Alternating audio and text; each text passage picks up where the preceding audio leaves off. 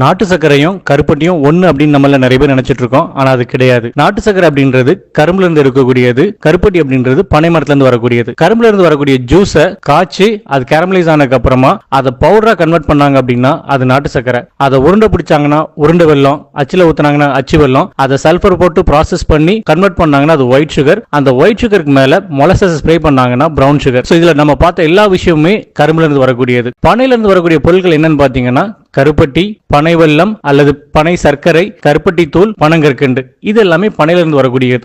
இப்போ கரும்புல இருந்து வரக்கூடிய பொருட்களுக்கும் பனையில இருந்து வரக்கூடிய பொருட்களுக்கும் என்ன வித்தியாசம் அப்படின்னு பாத்தீங்கன்னா அதோட கிளைசமிக் வேல்யூ. கரும்புல இருந்து வரக்கூடிய எல்லா வகையான இனிப்போட கிளைசமிக் இண்டெக்ஸ் என்னன்னு பாத்தீங்கன்னா 65 இருந்து 80க்குள்ள இருக்கும். சாப்பிட்ட உடனே நம்மளோட பிளட் சுகர் லெவல கொஞ்சம் அதிகமா ஸ்பைக் பண்ணும். அதே நீங்க பனையில இருந்து வரக்கூடிய பொருட்களோட கிளைசமிக் வேல்யூ பாத்தீங்க அப்படின்னா உங்களுக்கு 35 to 40 இருக்கும். நம்ம சாப்பிட்டோம் அப்படின்னு சொன்னா நம்மளோட பிளட் சுகர் லெவல அதிகமா ஸ்பைக் பண்ணாது. நம்மளோட தமிழ் பாரம்பரியத்துல ரெண்டு விஷயங்கள் சொல்லுவாங்க. ஒன்னு உணவே மருந்து, அடுத்தது பாத்தீங்கன்னா வருமுன் காப்பம் அப்படின்றது. ஆனா நான் ஒரு டயபெட்டிக் வந்ததுக்கு அப்புறமா நான் இது அளவுக்கு அதிகமா எடுத்துக்கலாமா அப்படின்னு கேட்டீங்க அப்படின்னா கண்டிப்பா இல்லைங்க. ஒரு டயபெட்டிக் வந்தவங்க ஒரு பனை சர்க்கரை ஒரு மாற்றா எடுத்துக்கிறீங்க அப்படின்னு சொன்னீங்கன்னா அதிகபட்சம் ஒரு 10 இருந்து 12 கிராமுக்கு மேல கண்டிப்பா வேணாம்.